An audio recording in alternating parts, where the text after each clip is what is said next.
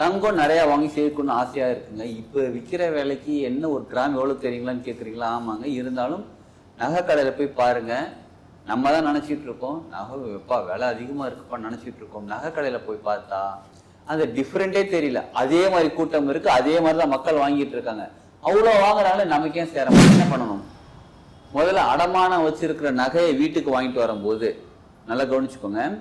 ஏற்கனவே பேங்க்ல அடமானம் வச்சிருந்தாலும் சரி, இல்லை வேற எட்ட கொடுத்து அடமானம் வச்சிருந்தாலும் அந்த நகையை வாங்கிக்கிட்டு வீட்டுக்கு வந்துட்டு ஃபர்ஸ்ட் நீங்க பண்ண வேண்டியது புது நகை வாங்கிட்டு வரேன். வாங்கிட்டு வந்தாலும் அந்த புது நகையும் அதே மாதிரி செய்யுங்க. இப்ப அடகு வச்சதோட எனர்ஜி லெவல் வேற. நீங்க சொல்றது ஓரளவு புரியுது, நான் அதனால அந்த மாதிரி செய்யலாம். புது நகை புதுசா தானே வாங்கிட்டு வரேன். நீங்க நல்லா கவனிச்சுக்கோங்க. நீங்க வாங்குற நகை நிறைய பேர் ரிஜெக்ட் பண்ணிருப்பாங்க. இதெல்லாம் டிசைன் ஆகுது, இதெல்லாம் மாடல் ஆகுது, நிறைய பேர் ரிஜெக்ட் பண்ணிருப்பாங்க. நம்ம ரிஜெக்ட் பண்றது இன்னொருத்தவங்க வாங்கிட்டு போவாங்க. ஸோ ரிஜெக்ட் அப்படிங்கிறது ஒரு எனர்ஜி லெவல். நாங்க அவ்வளவு பெரிய டெக்னிக்கலா அவ்வளவு பெரிய விஷயம் கிடையாது. சின்ன சின்ன விஷயம் தான் வாழ்க்கையில பெரிய பெரிய மாற்றங்களை உருவாக்கக்கூடியது, ஏற்படுத்தக்கூடியது. இதை நம்மளால செய்ய முடியுமா? நிச்சயமா செய்தாக வேண்டும். ஏன்னா நம்ம சொர்ணத்தை ஆக்கர்ஷணம் பண்ணணும், ஈர்க்கணும். தங்கம் நிறைய வாங்கி சேர்க்கணும்னு ஆசையா இருக்குங்க. இப்ப விற்கிற விலைக்கு என்ன ஒரு கிராம் எவ்வளவு தெரியுங்களான்னு கேக்குறீங்களா? ஆமாங்க. இருந்தாலும் நகை கடையில போய் பாருங்க. நம்ம தான் நினைச்சிட்டு இருக்கோம் நகை எப்பா விலை அதிகமா இருக்குப்பான்னு நினைச்சிட்டு இருக்கோம். நகை கடையில போய் பார்த்தா அந்த டிஃப்ரெண்டே தெரியல. அதே மாதிரி கூட்டம் இருக்கு, அதே மாதிரிதான் மக்கள் வாங்கிட்டு இருக்காங்க. அவ்வளவு வாங்குறாங்களே நமக்கே சேர மாட்டேங்குது. சில தோஷம் இருக்கு, சொர்ண தோஷம்னு சொல்லுவாங்க அது பேரு. சரி, அந்த சொர்ண தோஷம் நீங்க நிச்சயம் நமக்கு நகை வந்து சேரும். சரிங்களா? ஃபர்ஸ்ட் நிறைய பேர் நகை வாங்குறதுக்கு காரணம் என்ன தெரியுமா சொல்றாங்க? இதே நகை வாங்கி வைக்கிறோங்க, நம்ம பயன்படுத்துறோமோ இல்லையோ, அர்ஜென்ட்டுக்கு போய் அடகு வச்சுக்கலாம். அந்த தாட்டை முதல்ல தூக்குங்க உங்க மைண்ட்ல இருந்து. ஏன்னா நீங்க நகை வாங்குறது அழகா உங்களை அலங்கரிச்சுக்கிறதுக்காக நகை வாங்குறீங்களே தவிர அடமானம் வைக்கிறது கிடையாது. சரி, என்ன பண்ணணும்? முதல்ல அடமானம் வச்சிருக்கிற நகையை வீட்டுக்கு வாங்கிட்டு வரும்போது நல்லா கவனிச்சுக்கோங்க. ஏற்கனவே பேங்க்ல அடமானம் வச்சிருந்தாலும் சரி, இல்லை வேற எட்ட கொடுத்து அடமானம் வச்சிருந்தாலும் அந்த நகையை வாங்கிக்கிட்டு வீட்டுக்கு வந்துட்டு ஃபர்ஸ்ட் நீங்க பண்ண வேண்டிய வேலை, தண்ணியில கொஞ்சோண்டு உப்பு போடுங்க. நல்லா தண்ணியில் நிறைய போட்டுட்டு அந்த நகையை அடமானம் வச்ச நகையை எடுத்துட்டு வந்தீங்க பாருங்க. அது நகையை அதில் போட்டு, அது வைரங்க, அது அவ்வளோ காஸ்ட்லி, எதுவாக இருந்தாலும் பரவாயில்ல, அதை கிளீன் பண்ணுங்க. கிளீன் பண்ணி நார்மலாக நல்ல தண்ணியில் கொஞ்சம் நேரம் வச்சு போட்டு சில பூந்தி கொட்டை வச்சு பாலிஷ் பண்ணுற மாதிரி பண்ணுவாங்க. லைட்டாக பூந்தி கொட்டைவும் கிடச்சா சர்ஃப் அந்த மாதிரிலாம் எதுவுமே போட்டுறாதீங்க. வெறும் தண்ணியில் உப்பு தண்ணியில் போட்டுட்டு கொஞ்சம் நேரம் நல்ல தண்ணியில் போட்டு வாஷ் பண்ணிவிடுங்க.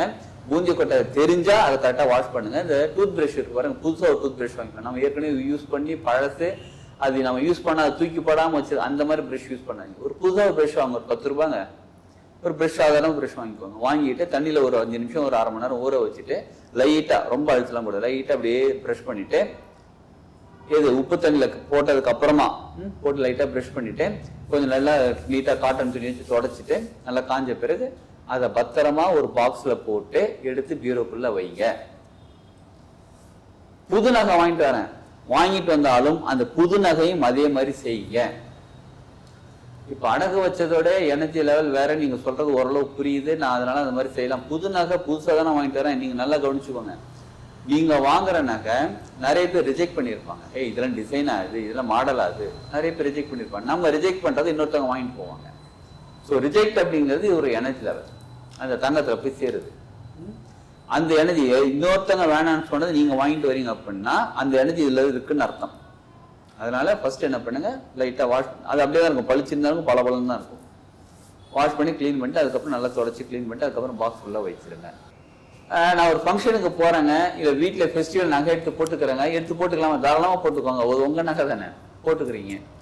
போட்டுக்கிட்டு திரும்ப வந்து கழட்டி வைக்கிறீங்க. கழட்டி வைக்கும் போது என்ன பண்ணுங்க, லைட்டா துணி வச்சு தொடச்சிருங்க, காட்டன் துணி வச்சு தொடச்சிருங்க.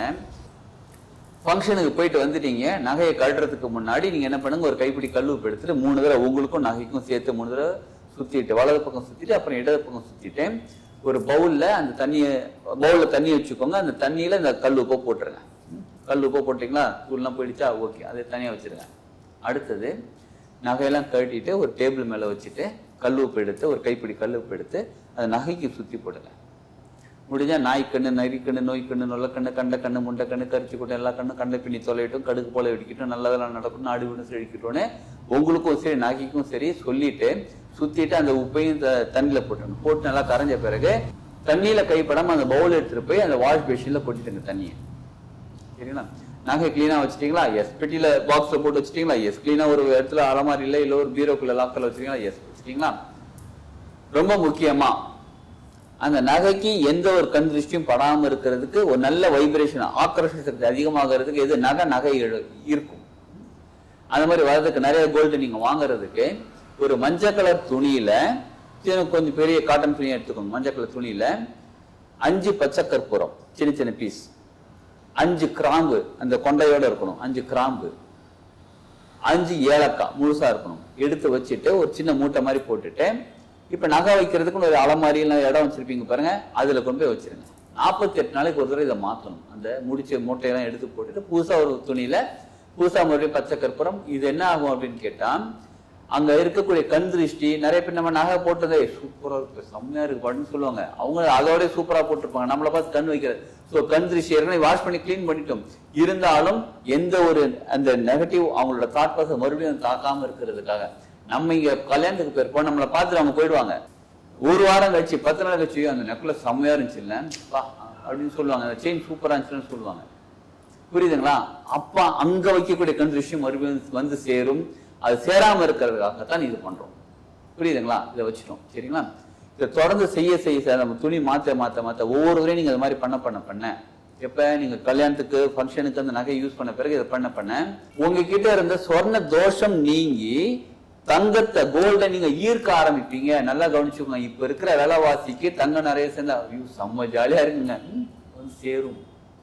உண்மைதாங்க, சூப்பரா சேரும். என்னங்க அவ்வளவு பெரிய டெக்னிக்கலா அவ்வளவு பெரிய விஷயம் கிடையாது. சின்ன சின்ன விஷயம் தான் வாழ்க்கையில பெரிய பெரிய மாற்றங்களை உருவாக்கக்கூடியது, ஏற்படுத்தக்கூடியது. இதை நம்மளால செய்ய முடியுமா? நிச்சயமா செய்தாக வேண்டும். ஏன்னா நம்ம சொர்ணத்தை ஆக்கர்ஷணம் பண்ணணும், ஈர்க்கணும். இதை ரெகுலரா செய்யுங்க. நீங்களும் சொர்ண தோஷம் நீங்கி, உங்களுக்கு இருக்கிற சொர்ண தோஷம் நீங்கி சொர்ண ஆக்கர்ஷணம் வந்து சேர ஆரம்பிக்கும். கோல்டு நிறைய சேர்த்துக்க ஆரம்பிப்பீங்க. வாழ்க்கையில செம்ம ஜாலியா சூப்பரா இருக்கலாம், தங்கத்தோட இருக்கலாம், தங்கமாக வாழலாம். வாழ்க வளம்.